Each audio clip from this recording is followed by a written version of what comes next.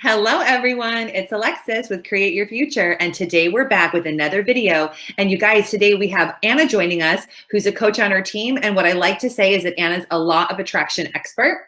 Today we're talking about how one of Anna's clients manifested getting constant contact from her SP. And we're also answering questions about how to visualize, how not to visualize, and using visualization in conjunction with your mental diet. So before we get started, thank you for liking, commenting, sharing, and subscribing. Please hit the bell icon in the box below and you get notified every time we post new videos, which is daily. So hey, Anna, just jump in and talk about this with us.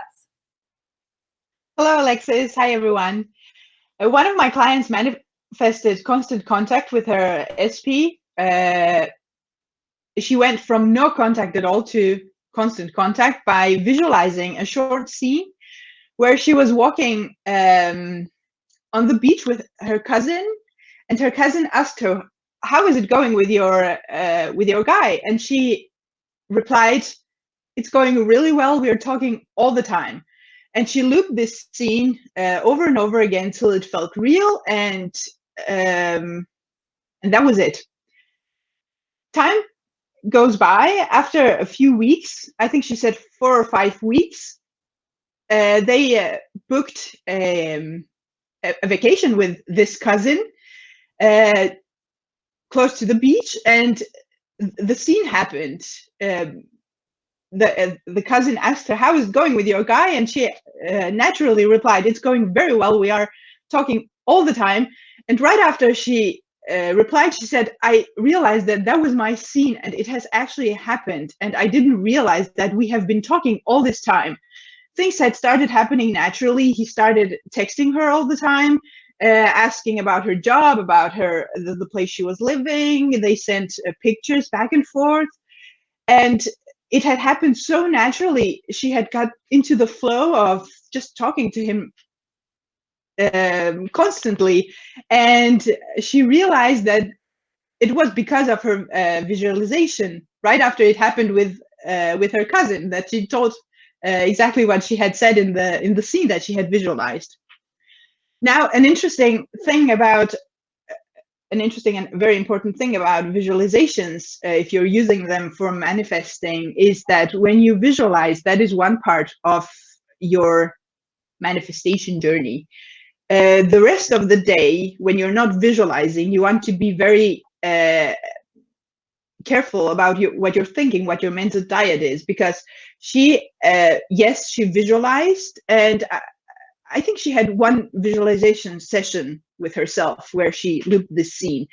But during the day, for all the time until it happened, she didn't have opposing thoughts. She didn't go to, "Oh, when is this going to happen?" When she thought about him, she would always go to the end where it had already happened. Everything is going well. We are talking all the time. Wow, it's so cool. And can you just talk a little bit about what the end scene is and like visualizing and why it's important to think from the end and visualize from the end, just so we kind of go over that today too? The end scene is whatever you want to manifest in that moment. Many people think that the end result with an SP is marriage. I often get asked, like, do I have to visualize the marriage? Because I think I want to date the guy before I see if I want to go further. You decide where your end is. Your end could be one message: dating, being in a relationship, or being married. So in this case, she wanted constant contact, and that was what she manifested. So the end is where you choose a scene where what you want to happen has already happened. So she chose a scene where the constant contact had already happened, and therefore a few weeks had to go by so the constant contact could physically have happened for some time before she got to the scene where she actually played out the scene that she had visualized. So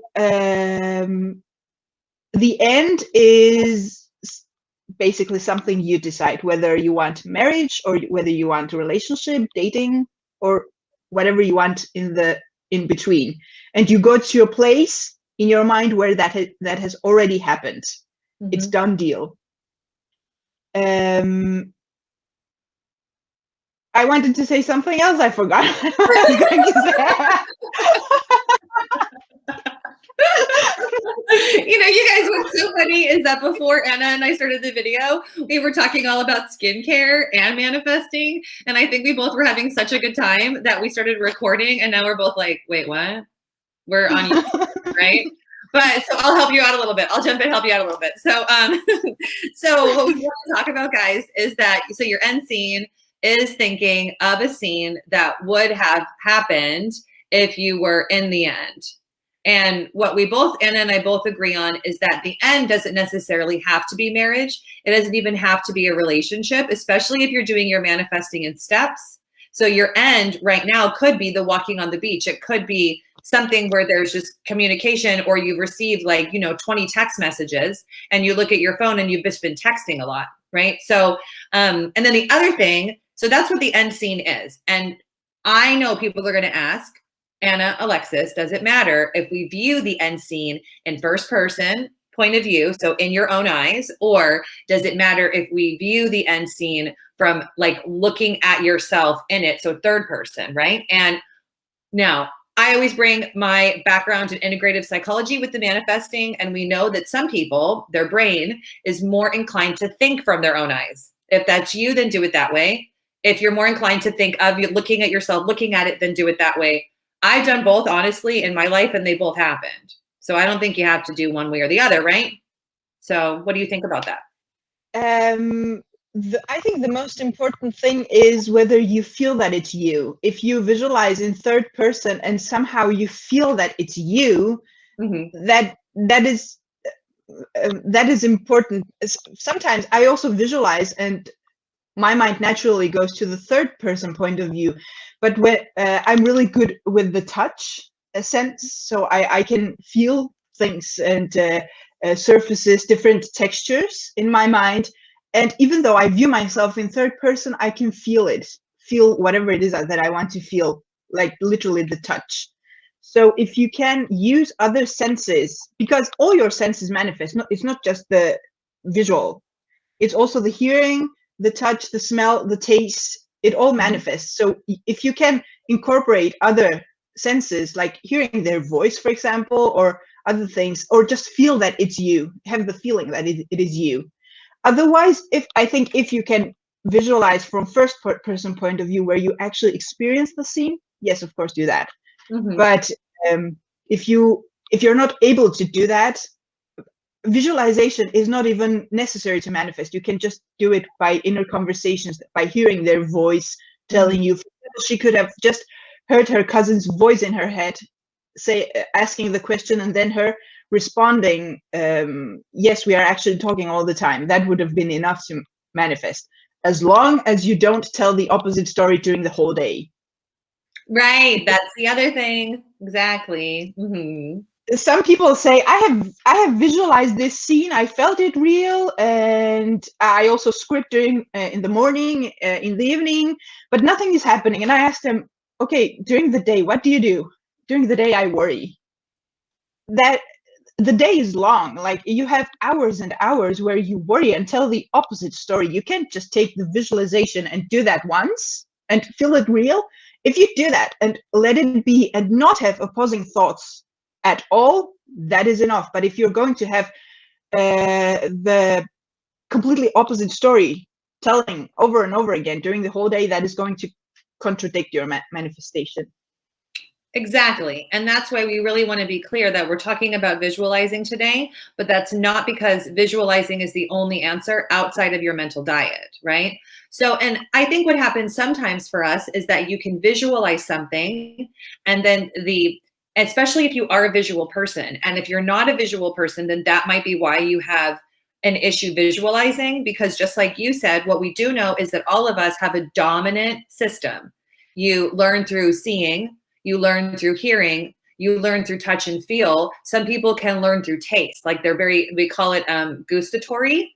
Like they talk about how things are juicy. Like I do that sometimes, but I'm not gustatory, by the way. But people do that, where they experience life through these senses, right? So if you are a visual person already, then you'd be more inclined to visualize and have it happen in your brain effectively.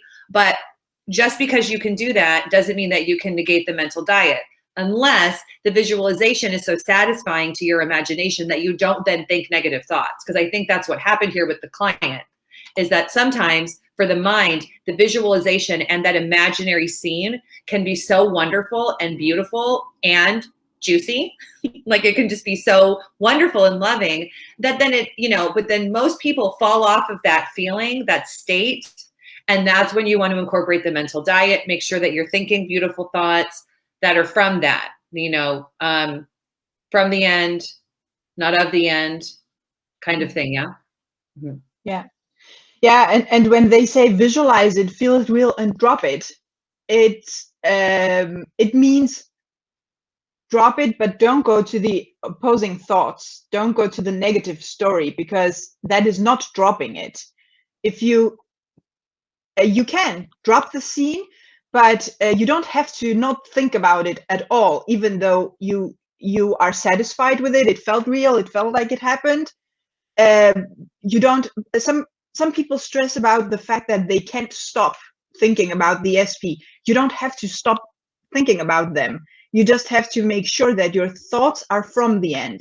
Mm-hmm. Your thoughts are from that place where it has happened and all is well, instead of where is it? Why isn't it happening? Why don't I see movement? And then you just spiral down. And right. By the way, I remembered what I wanted to say before. Okay.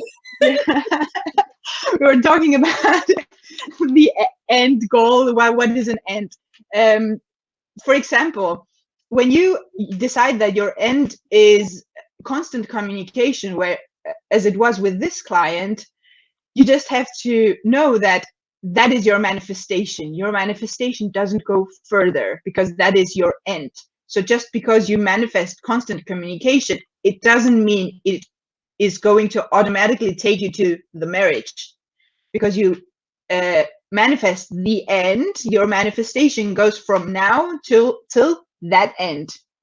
And from that end, you need to decide where you want to go further, whether you want to go further or where you want to go, to the marriage, to the dating, just so, because I have done that too in the past, where I manifested contact, and the contact happened, and then nothing happened after that.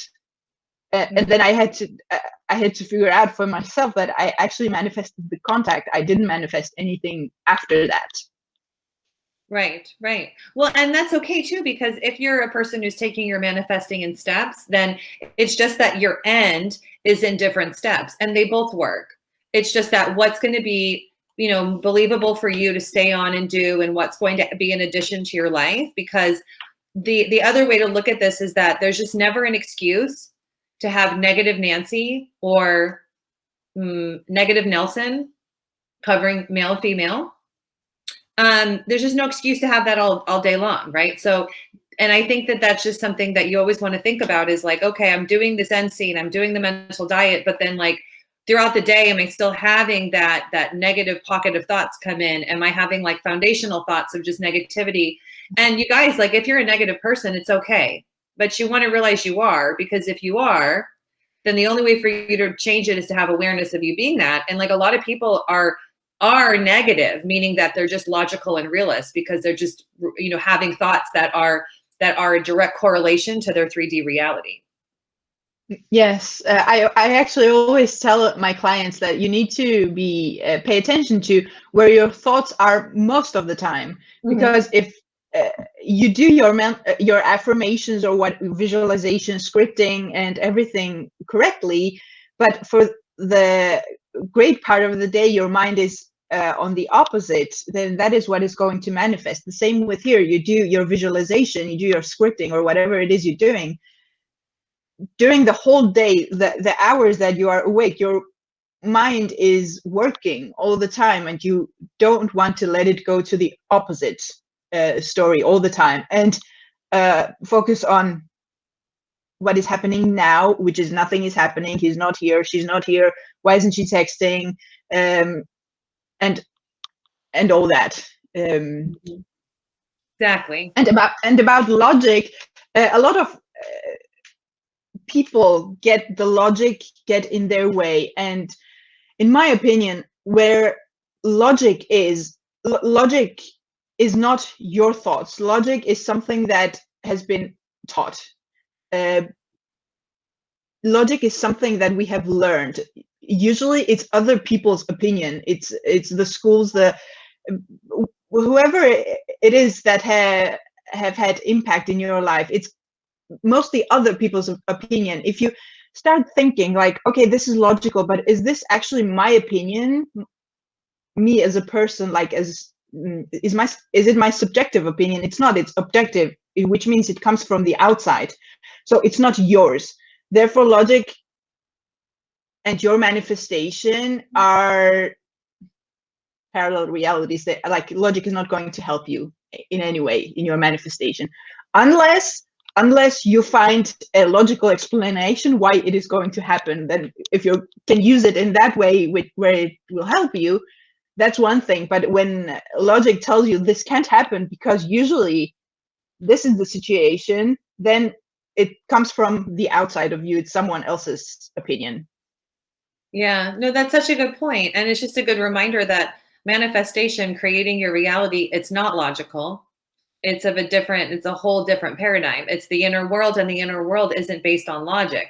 Not to say that all logic is bad, because we have a lot of logical information that's given us logical conclusions about logical things. Like let's take, for instance, like Anna and I were talking about skincare. Like, someone had logical thoughts that created this serum, right? And it's there, and I use it, and I love it, and it's great. But in terms of changing something, manifesting something, leveling up in your reality, changing, creating something beautiful from what you have doesn't involve logic, because it hasn't yet been created. But like I look at it this way. So someone created this, right? It came from someone's imagination. Someone had a thought that had a thought that had a thought, and they had a visualization, maybe if they're visual, that led to the creation of this. And now it's matter in my reality. So it's like, if you rewind everything, it all began with thought, with just the mental diet, and then the imagination. We're doing it. We're rewinding the process and then doing it intentionally and on purpose and consciously. Yeah. Yes, definitely. We always say everything starts in the mind, whatever it is. Even the chair we're sitting on started in someone's mind. Yeah. Like, you know, it's so funny, Anna, is like, as you're talking and the whole morning, I've just been admiring your braid. Like your whole braid. Thank you. The whole braid, right, goes all the way around. And so, like, you had a thought that led to a thought that led to a thought, where you did the braid, and then I am like, in your reality, like, I love the braid because you love the braid. That's how we are each other pushed out. Yes, that's the loop of how it all works. But it began with thought, just like constant communication begins with thought. Everything begins with thought and imagination, right? So just another fun way to look at that. Wow, this video has become something else. Like, it's totally taken on its own form here. How fun. Why not? Why not? I love it. All right, you guys. So we've gone over some really important pointers today about how to visualize and how not to visualize, meaning that you can visualize an end scene and you can use your visualization. Just don't forget about the mental diet, because your thoughts create, your thoughts are things. And Anna knows her stuff, you guys. She knows what she's doing, and she's still having a sale. So the link for booking coaching with Anna is in the box below. And one more time, thank you for liking, commenting, sharing, and subscribing. And we'll see you in the next video. Have an awesome day. Bye.